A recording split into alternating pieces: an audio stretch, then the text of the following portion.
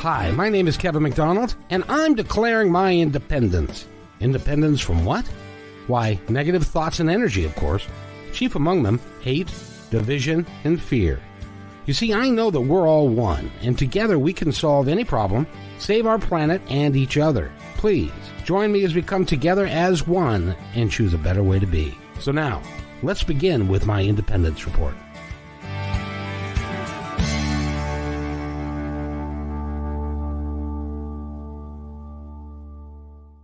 Snowy edition of my independence report. I'm up here in the great state of Washington, and it snowed over the weekend. We got more in 2 days than we normally get in a year, and so we had over a foot of snow. And I know it's going across the country, and we're going to talk to the guest for the hour and find out where he's at and if he's snowed in and stuff, because that makes it a lot more fun for us to be here. I have to tell you. I've been looking forward to this interview because I grew up in the 60s and 70s, and in those days, the Seattle Supersonics were the only game in town. They were the basketball team from the NBA, and there was no football then. The Seahawks hadn't been born yet. The Mariners hadn't been born yet.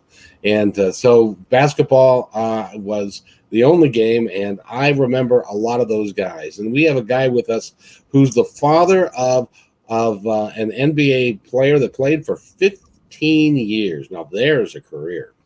And Marvin Williams Sr. is with us, and he's an author. He's got a book out, and we're going to talk all about his book, his son. We're going to reminisce about the NBA and about some of the great players that played there and how the game has evolved till now. And so, Marvin Williams, welcome to the show. How are you, sir?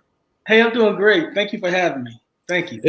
This is great fun. I really enjoy it because basketball was, for those that are really in the know, the Seattle Supersonics are no more. They're now the Oklahoma Thunder, I think it is, and they are so they've gone, and so we don't have an NBA team. So I'm not as versed as today's game as I was yesterday's game, but that's okay. So.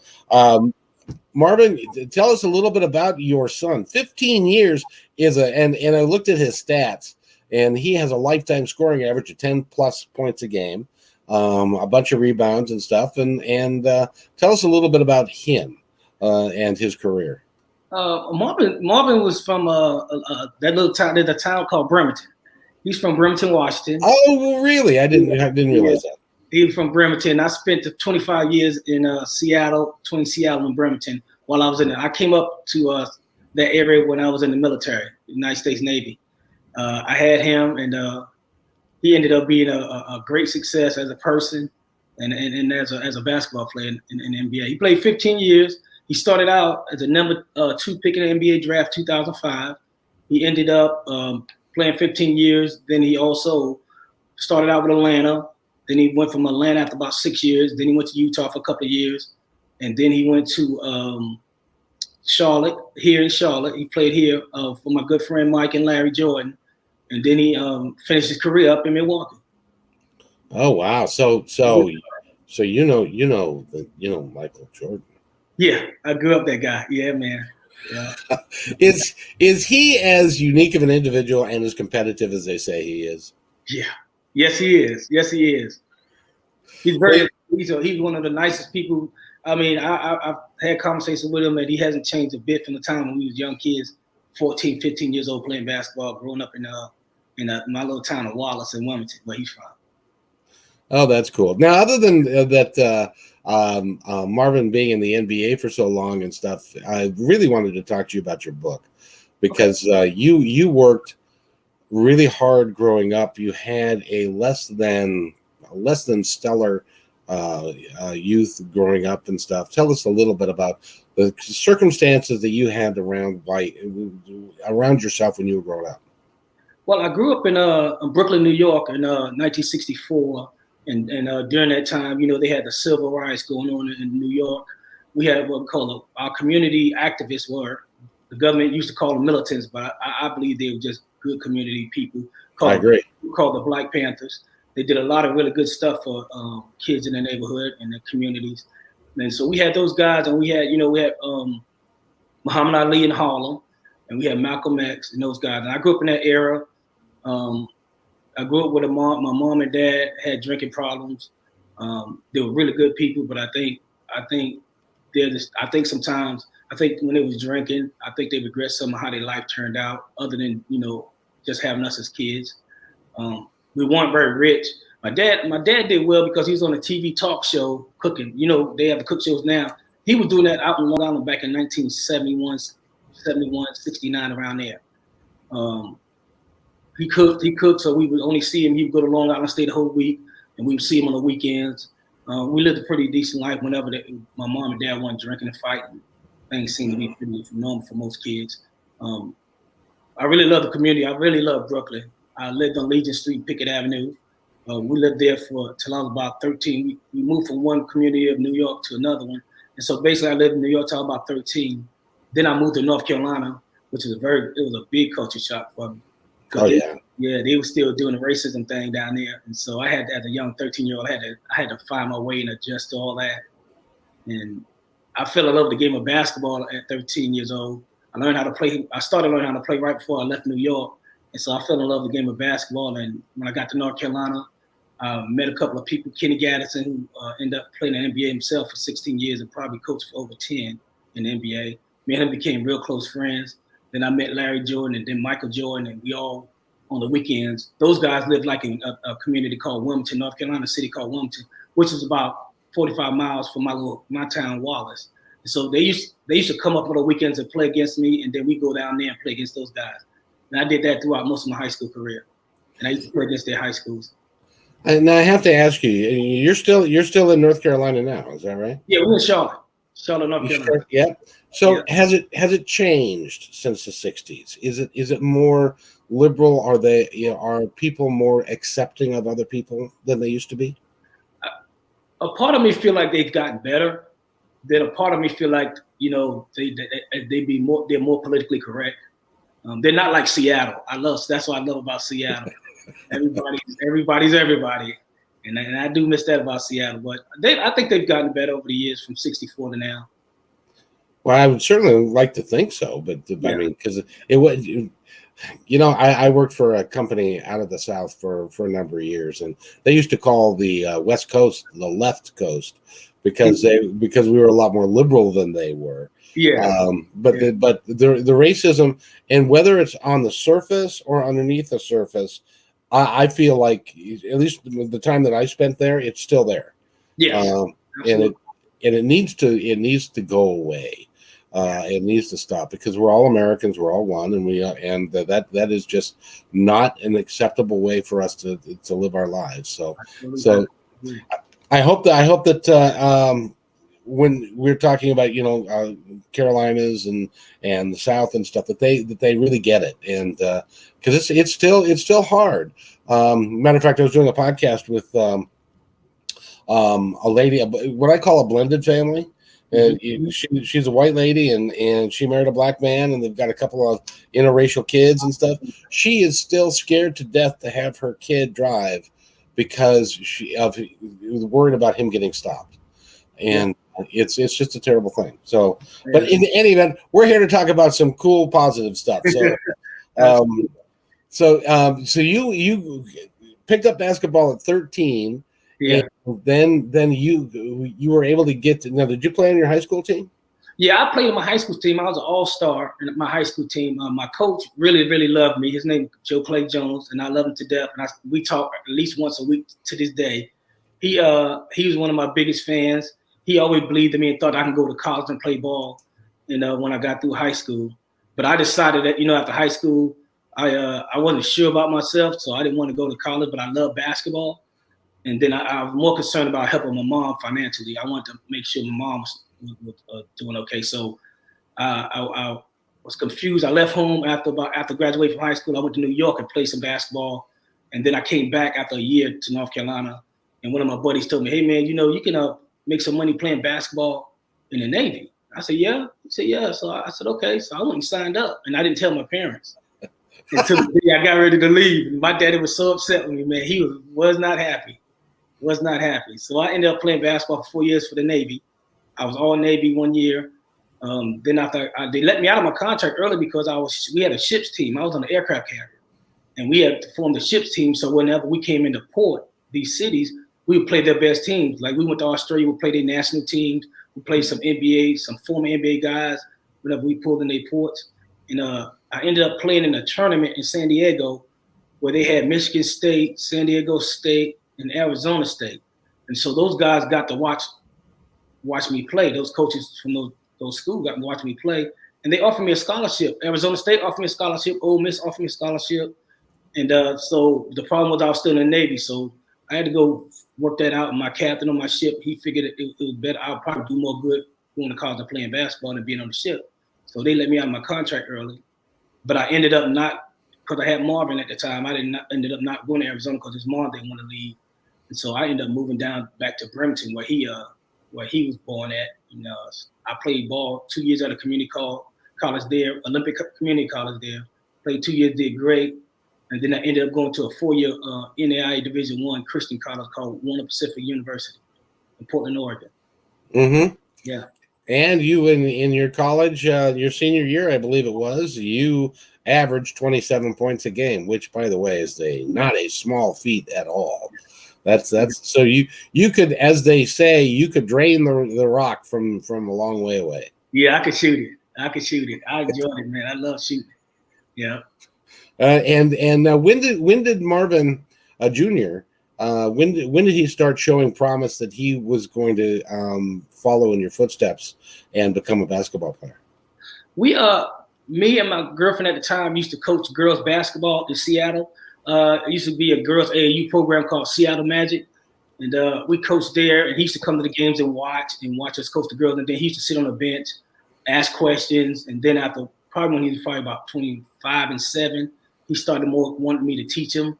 Sometimes the girls on the team would stay after practice and start showing, like Sheila Lambert. You probably heard of Sheila out there. Sure. Sheila Lambert started teaching him how to handle the basketball and how to do all kinds of things with the ball. So she would always, after practice, spend at least a half hour to an hour after practice with him. So he started getting interested, and then he started asking me to coach him. So we started when he was probably about 8, 9, and individual coaching with him. Now, where did he go to college? He went to college at University of North Carolina. Oh, so he went all the way back there. Yeah. He chose to go to University of North Carolina. He loved Roy Williams, and I always talk so much about Carolina. And sometimes I think he did it just to please me. But I think that was the right choice for him because he loved Roy Williams. But Roy was at Kansas at the time, and it kind of worked out because then Roy left his job at Kansas and went to Carolina. So I think that made that choice a lot easier for Marvin to go to University of North Carolina. Well, and that was a hell of a program back then. Yeah, they won a national championship in 2005 against the University of Illinois. Yeah, so he got to be, and then he got after his college days were over, he was a star in college on a national championship team, and then he was the second draft pick of the entire draft. Yes. What was that like to take that call? It was huge, but they had been talking to him since when he was a senior in high school. A lot, BJ Armstrong, those guys from the NBA used to come out and watch him work out in his high school when he used to have open gym, and they had talked about him coming out of high school and going to the league, but he wasn't. To me, a couple of things, but he was probably ready for it. But I wanted him to get. Me and his mom wanted him to get a college degree, and I think when they had him ranked, that they wasn't sure about it. So I thought it'd be smarter for him to grow and mature a little bit and go to college. Now, what did you think about? Because I know now, I'm not sure if they did it back in 2005, but now high school players can go into the NBA straight without going to college. Do you think that's very good? I kind of think that they need some time to mature before they do that. I agree with you. I think there's certain players that could get away with it. I think Marvin probably was one of those players. There were some guys during Marvin's time like Josh Smith, Dwight Howard. Then LeBron came a couple of years before Marvin. Those guys were built and ready to go to the NBA. So there was some guys in Marvin's class, high school class, that were probably real ready to go. But nowadays, the kids to me aren't mature enough emotionally now to have that kind of, because you got to be disciplined. You got to be disciplined to work out on your own. It's not like college where you got coaches constantly on you and following you around, making sure you do what you're supposed to do. You get in the NBA, man, you're a grown man. You got to take care of yourself, know how to take care of yourself, understand all the traveling, be responsible, be where you're supposed to be at on time. So it's a different ballgame. And I think I look at these young kids now, a lot of them are gifted, but to me, a lot of them are not emotionally ready. Well, I'll tell you, I can't imagine being 18, 19, 20, having a bank account that's got seven figures, a lot of money that you can do anything. You've got a lot of people that are following you around, people trying to get you to invest and to do stuff, and and don't forget about the girl thing. There's lots of Yeah. I mean, if you can get into a whole bunch of trouble before, if you're 19, you got $1 million and you got beautiful women on your arm. Yeah, yeah.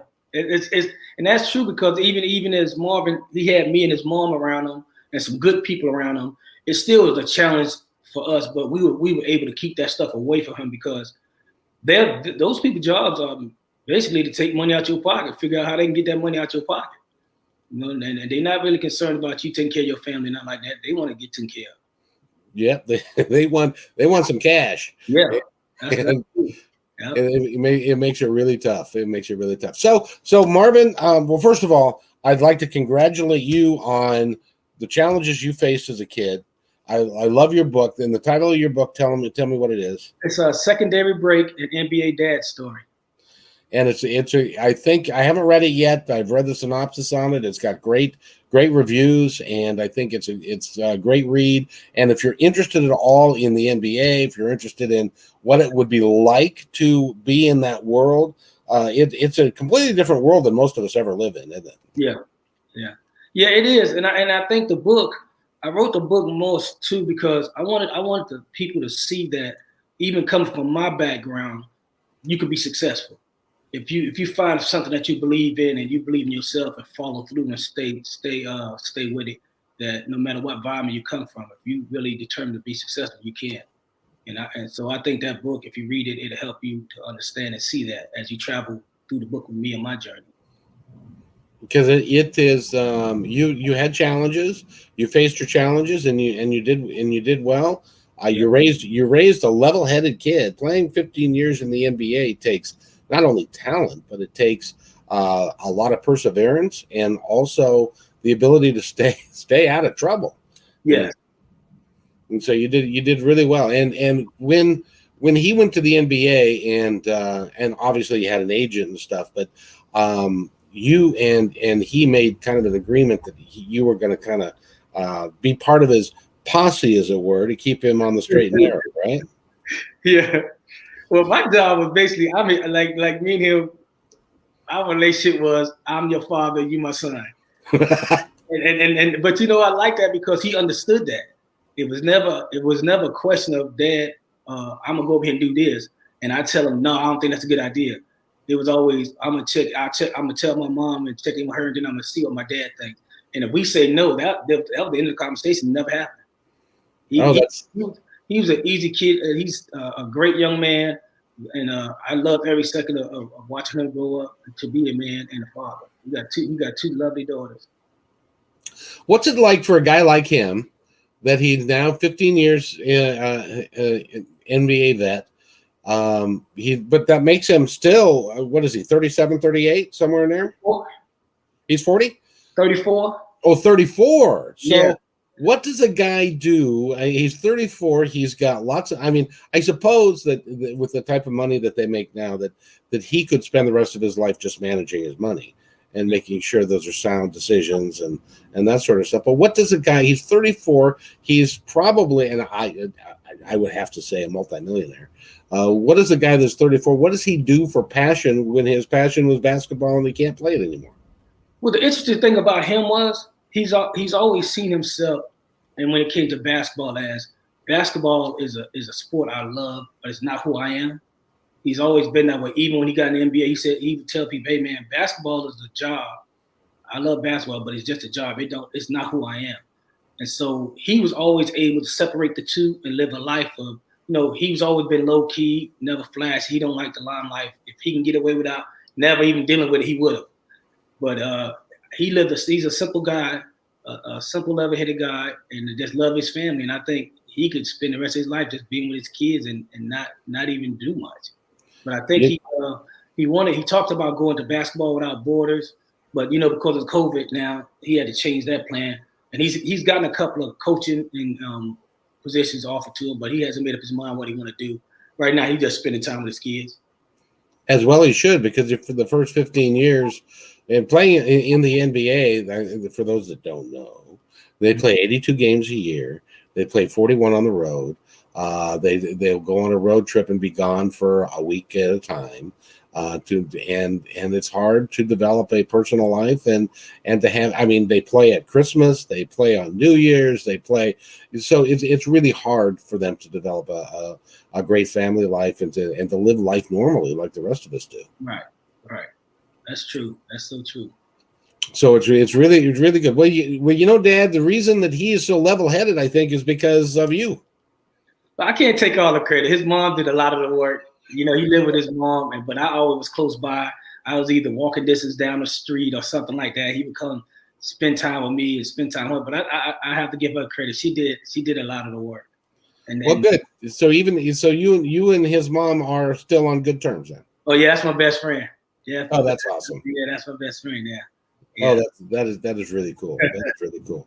Now, before we go too far into this, and I want to get you the word out about your book again. By the way, you can go get that book at Amazon or any of the major drug sellers, booksellers that are out there, right? Yeah, Amazon, Barnes and Noble, iTunes. Yeah, you can get it on those guys. Oh, good. So I can't let a guy like you get away because you've seen NBA history firsthand. From all the way. Now there's this raging argument that still goes on today as to the best of all time. Who is the best? And I hate to put you on the spot, but I mean between Kareem Abdul-Jabbar or Larry Jordan or Michael Jordan or Julius Erving or any of those guys, going back through the list of some really interesting folks.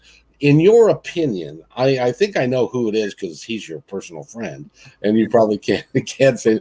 But do you think Michael is the best of all time? I think he is. I want to say he is, but then the tough part is all those it's all generational, because you got to think about Wilt Chamberlain averaged 50 points a game and 26 rebounds a game for a whole season. Yep, he's the only player to score 100 points in one game. One game, right? And then you got Bill Russell, who's won 9 NBA titles. Yep. So yeah. He lives up here too. Yes. Yeah. So I think that's if I had to name top 10, it'd be easy for me because I would have Kareem Abdul-Jabbar in there.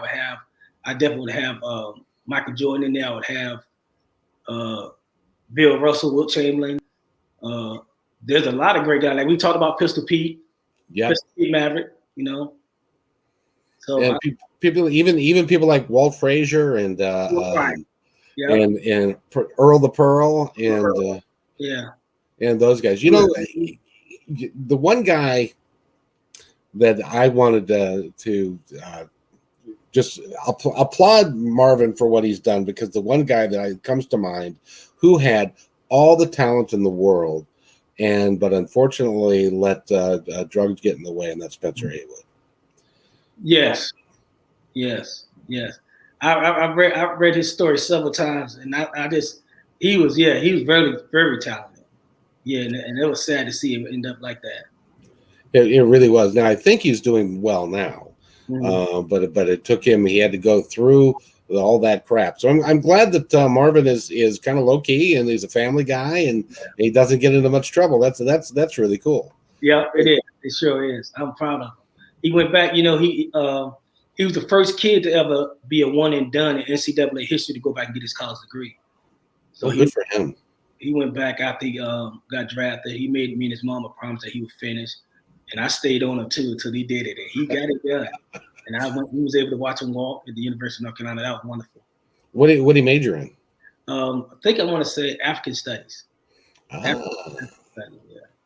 Well, the beautiful thing about a guy like him and a man like you is that by the way, somebody just said, brought up Larry Bird, so we can't. Very good point. we can't let that go without talking about Larry. Absolutely, because he was a fabulous player as well. Yeah, I love watching him play.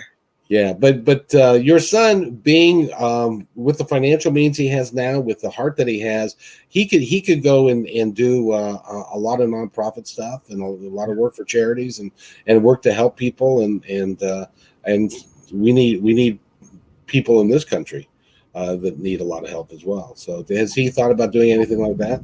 That's a good question. He actually has a recreation center that him and his pastor, Bishop Lawrence Robinson, they built. So it's in Bremerton. It's built for the community. I think it's for the on the east side of Bremerton. So he's got that nonprofit that he does there, and I think he still gives a lot to charities. But I don't know about him. I don't think he's interested in doing like a big foundation. But I know he does give, and I know he really does give back to Emmanuel Apostolic Church in Bremerton. Well, even just building the rec centers so the kids have a place to go. Yeah. So you've been around kids and schools and stuff. How have kids changed? How different are they now than they used to be? I think that the back then the discipline started at home. I think they got rules now with parents that puts them in tough positions where they can't. I'm not talking about just spanking your kid, but I'm saying like tough love kind of stuff where you can be a little bit more firm with them out spanking them and stuff like that. I think the rules have changed so much, and so that's giving the kids leeway now. And then kids are, in my opinion, I think a lot of kids nowadays are younger having kids, and that's the tough part because they themselves haven't grown up and saw the world and have enough knowledge and life experience to teach their kid. So that's what I think the drop off comes in at. I think a lot of kids now are having kids younger, and so they're teaching their kids based on their life experience, what little bit they have or don't have, So I think that changes the dynamics of young kids today as well. It's interesting because one of the things that I've done in my past, fairly recently, is I drove a city bus for a number of years, and so I got to see firsthand a lot of young 16, 17, 18-year-old girls with strollers. Yeah, I see that. And I was listening to a conversation one time, and the girl said she didn't have a stroller, and her two friends did, and she said, "Well, I'm looking to get pregnant fairly soon, so that she can join the club," kind of thing. But it isn't about doing things like, I don't know, having a relationship with the man first, and to have him stay around. The girls end up being on their own and living with their mom or whatever, and it makes it really hard on the kids. Yeah, it does because, again, I think it could be generational too. Maybe her mom, that 17 or 16-year-old mom, had her when she was young. So it could become a generational thing. When my mom had a young kid, I want to have a young kid too. And then I think some young kids see it as a grown-up symbol. So I have a kid, now I'm grown, but you don't understand the grown things grown people really have to do. Yeah. And having a baby, I cannot imagine having a baby at 17 or 18 years old when you're just a baby yourself. You have no life experience at all. Yeah, it's tough because when you see a kid in a situation and you as a young kid haven't gotten to that level where you've experienced that, and then your kid gets to that situation, you ain't gonna be able to handle that because you don't have nothing to fall back on from life experience. And on top of that, you're not gonna have any money. You're gonna be poor. That's right. Yeah. Yeah. And so you're not going to have an education. It's hard to work when you have a child, and with daycare and stuff like that. So it kind of locks you into a lifestyle that I wouldn't wish upon anybody. I agree. I totally agree with that. So it's you're 17. You still haven't turned 21 to go out to nightclubs or live your life with the girlfriend, right? So you haven't done none of that yet.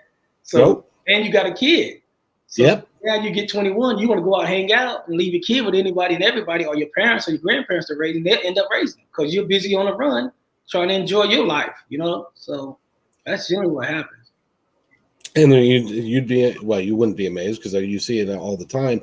How many grandparents have had to step in to raise their kids because their kids are not doing it? All the time. I see it all the time. I'm still seeing it now. You see grandparents raising their kids' kids. Oh yeah. It's a tough culture that we find ourselves in, and I know that you've done a lot of thinking about it. Where do you think we need now? Fortunately, the guy that was in the White House isn't in the White House anymore, and I'm very happy about that. So, but what do you do? Where do we need to go to bring our country back together? Do you think? I think we have to be honest with each other, and I think as human beings, no matter what color you are, you're gonna have differences, and that's fine. It's just a matter of how you deal with those differences. Violence ain't gonna get violence. That stuff the former president was doing, in my opinion, wasn't doing. I think he just came in and found the right, group of people that fit his belief system. That's what he wrote with. I served this country in the United States Navy, and I've never been more proud of it than I've ever was. And it really hurt my heart to see our country when he was president to be where it's at, because that's not America. Because there are so many good people out in the world that I've met. I've traveled and been all over the world, and I met so many wonderful people. And color has never played a part in my decision to be friends with anyone. And I think it's sad that a lot of people they're gonna miss out on those opportunities to meet those kind of people, because they're using that kind of stuff to keep them from being friends with people. Oh, I couldn't agree more. By the way, I would remiss. Thank you for your service, sir. Oh, you're welcome. My pleasure. I'm very thankful I did it.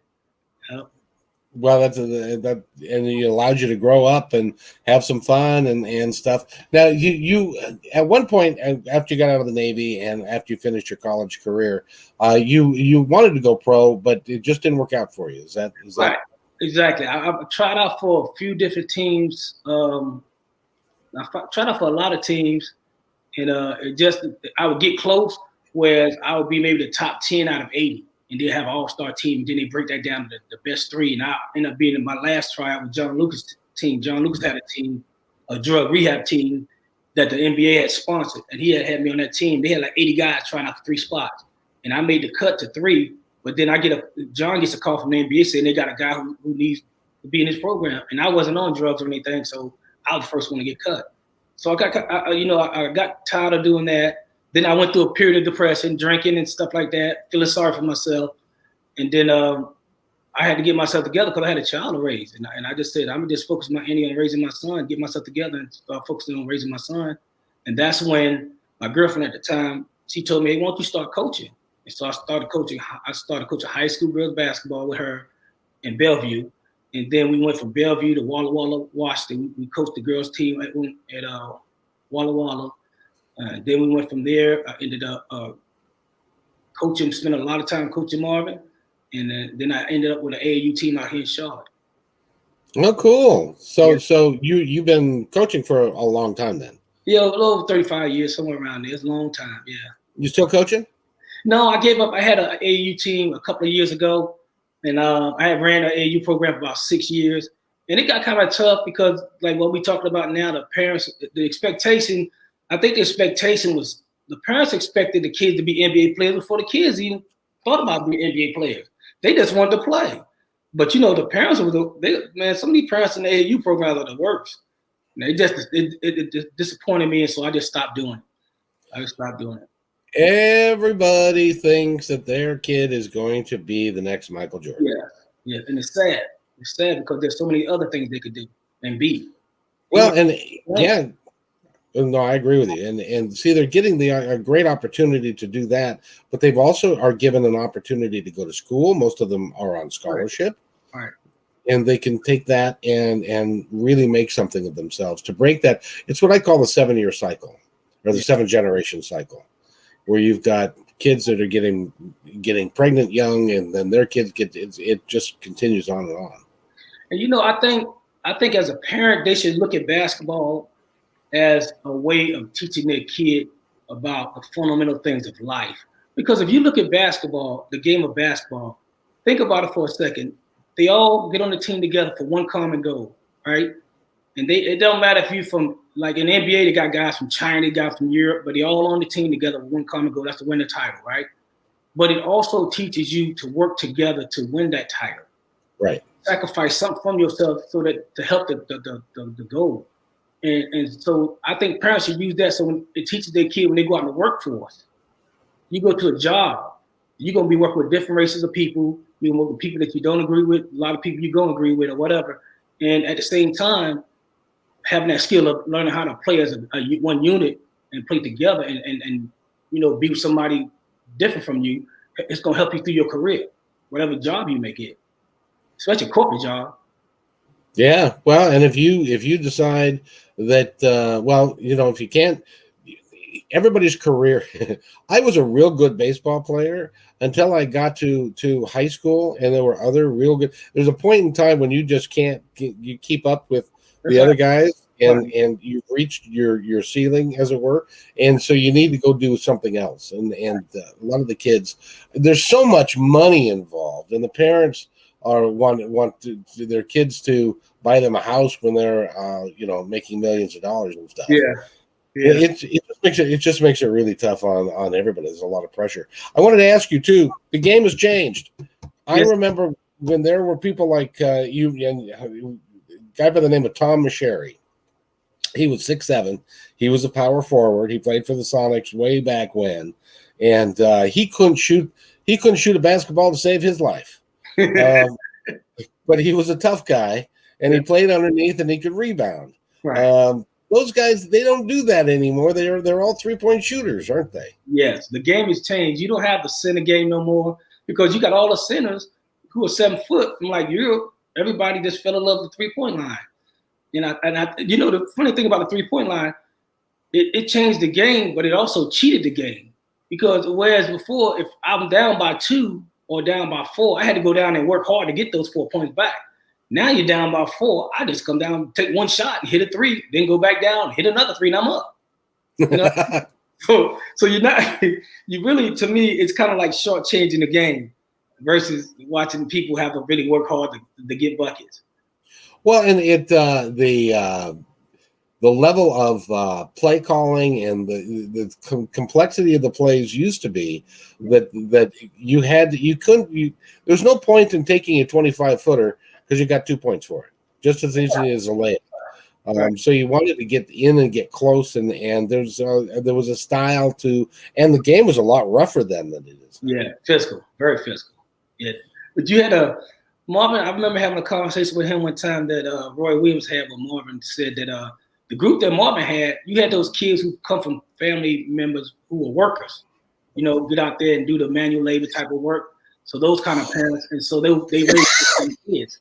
But now you got the kids, you yell at them, man, they flipping out. They don't know what to do. Whereas back then, you yell at them kids, they tighten up. They got better. Yeah. So do kids today not take criticism as well? Oh, no. Or no? Part of the problem is those kids, again, the AAU coaches fill their heads full of stuff. You so great, and then they're afraid to coach them, so they just leave them. If they don't have the ability to shoot the ball, they just make them believe they can shoot it or whatever, and they just pass them through the system. Did it used to be that you would spend hours and hours perfecting your shot? Do they still do that? No. I've seen so much stuff in the NBA where guys don't even want to come to a 2-hour practice, and it's not even a physical practice. It's just basically like a walkthrough practice. You just come in, shoot around, get loose, walk through some of the plays you're going to do, and that's it. They don't even want to do that. Some guys get paid all the money and don't want to do that. It must be really tough if you get up out of bed in the morning and, well, a lot of these guys now have an entourage. They've got 2 or 3 or 4 buddies that hang around, and so they don't have to do anything, right. And stuff. And it gives them a warped sense of life, doesn't it? Yeah, it does. Because when the money gone, your friends gone, those guys gonna be gone.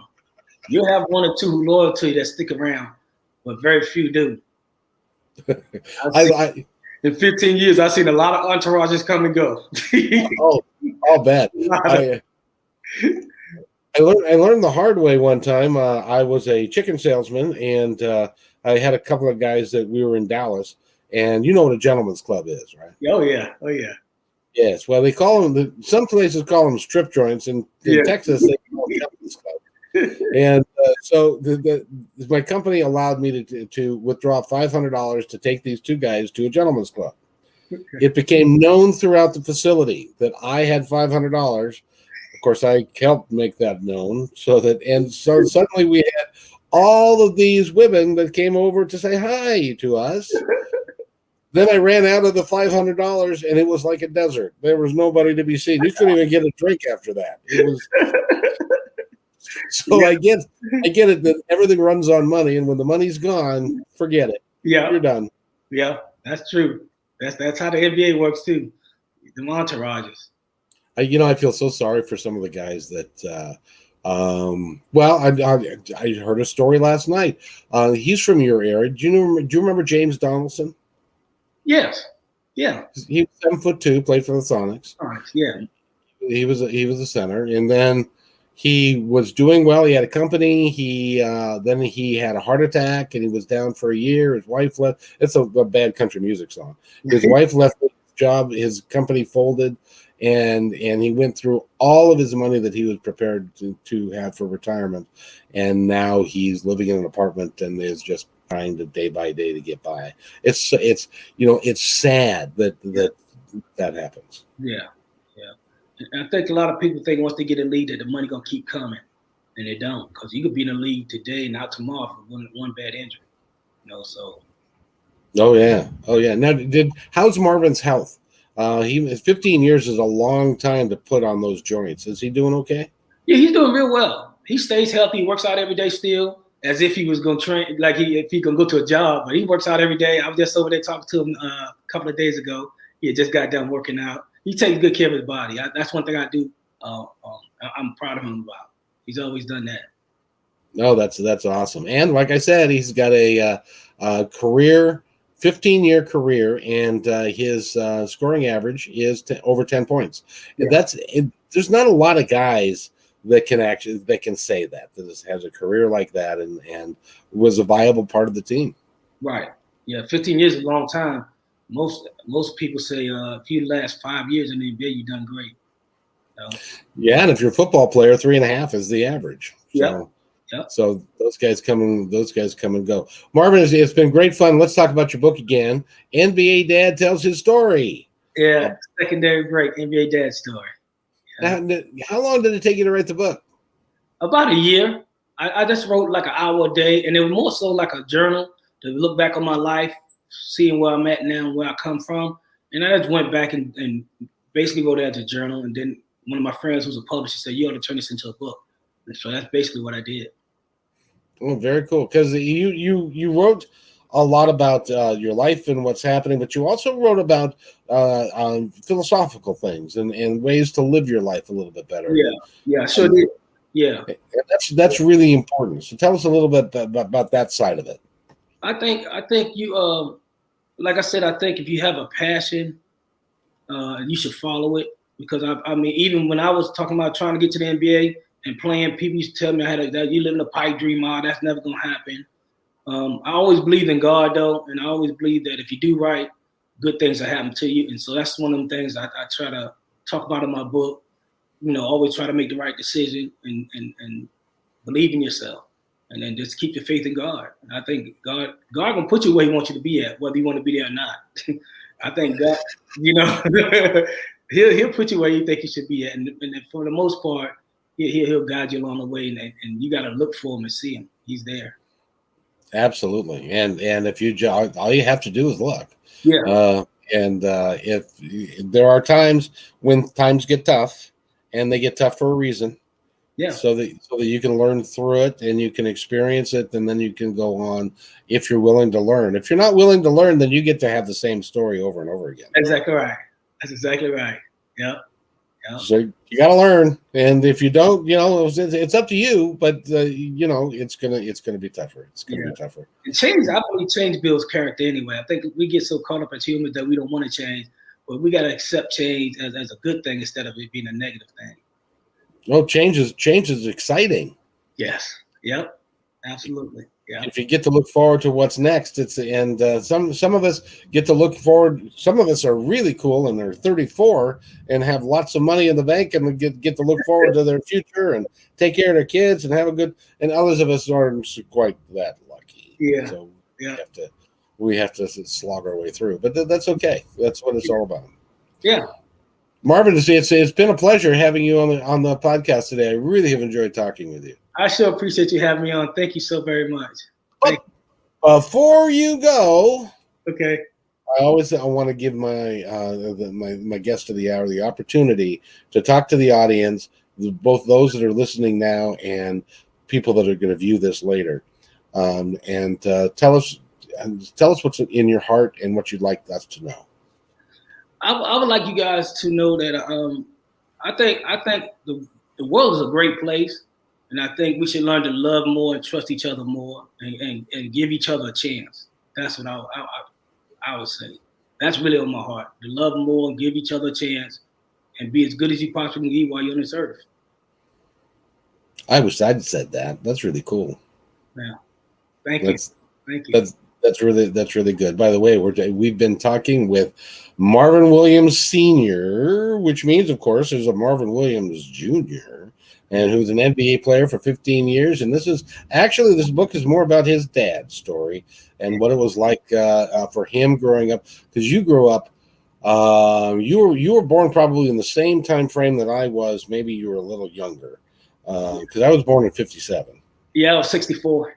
Ah, okay. My favorite year. That's when the Beatles came, and you would have remembered that. But the '60s and '70s for a black man in America were not the prettiest time, and I'm sorry for that. But you guys have made it through, and you're moving forward. I think that's absolutely great. Yeah. We got people like you in the world. We're gonna do all right. Well, yeah. Well, I thank you for that, sir, because if I could play basketball like you, I'd be all right too. I was too damn short. Too damn short and stocky. But I played football and basically, anyway. So, but I never could. I do want to tell you this though. Before we go, I went to Juanita High School, and at Juanita High School at that time, we had an absolutely killer baseball team. And the gentleman that was the pitcher, left-handed pitcher on that team, his name is Mike Lentz. Mike Lentz was a phenomenal pitcher. He had a 92, 93 mile an hour fastball. I was a catcher, so I know that it was scary catching him. But he, when he graduated from high school, he was the number one overall draft pick of the NBA or of the Major League Baseball. Okay. He was drafted by the San Diego Padres, absolutely number one. Nice. Which you would have thought would have guaranteed him a long Major League career, and that he had gone through the ranks and gone. The problem was he couldn't. When he got to the point where people could hit his fastball, he was kind of done. But then he got injured, and long story short, even though he was the number one draft pick, he never made it to the Major League Baseball. Wow. And so I think it's remarkable that even though Marvin was the number 2 overall pick, he still made it, and then that doesn't happen by accident. It happens with the support of your family and the people around you, and with your own work ethic. And he was able to accomplish all of that, and his whole life is going to be a lot different than it would have been had he had to go sell cars, which is where my friend is. Right, yeah. So, but it's so he should be. You should. Well, I can just see in your face you're very proud of him. Yes, I am. I'm just proud of him for the person that he is. That just brings joy to my heart. Oh, that's really cool. Yeah. And I'm really glad for you, and I'm glad that your whole family family's doing well. Everybody doing well. Yeah, everybody doing wonderful. Everybody doing wonderful. God has blessed us, and we just trying to maintain and enjoy and appreciate it. Oh well, I'm so glad for you. So go to go to Amazon, get the book on Dad. NBA Dad Tells His Story, and the rest of the title is Secondary Break, NBA Dad Story. Oh, by the way, what does secondary break mean? That's a good question. I got it from Carolina. They ran, when they take the ball out of bounds, they try to get the ball up as fast as they can to score. But if they don't score, they go to their secondary break. And so I got that from Carolina. And then I also use that devil metaphor that God gave me a second chance in my life, gave me a second break. Well, and I'll tell you, you've earned it, and you live it, and that's awesome. So I love that term. Mind if I use that? Yes, sir. Help yourself. So everybody needs a secondary break in life, and because sometimes you don't get it right the first time, but if you stay with it, and that's what I love about the message of your book. Yeah. Even if you've got troubles, stay with it, hang with it. Good things will happen. Yep. Sure will. Marvin, thank you so much for being on the show. Thank you so much, Kevin. Hold on. Don't go anywhere. I have to do this, and then I want to talk to you some more. Okay, then. Okay.